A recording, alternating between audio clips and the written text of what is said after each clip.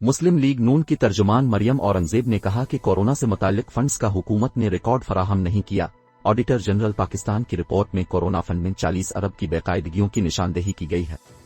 مسلم league نون کی مرکزی ترجمان مریم اورنگزیب نے کہا کہ آڈیٹر جنرل کورونا ویکسین سے متعلق ریکارڈ مانگتی رہے لیکن حکومت نے نہیں دیا۔ آڈیٹر جنرل کی رپورٹ کو پبلک نہیں کیا گیا، نہ جواب آیا۔ خیبر پختونخوا کے کورونا فنڈ میں 38 ارب کی بے قاعدگیاں سامنے آئیں۔ یہ رپورٹ آڈیٹر جنرل نے دی، مسلم لیگ نون نے نہیں۔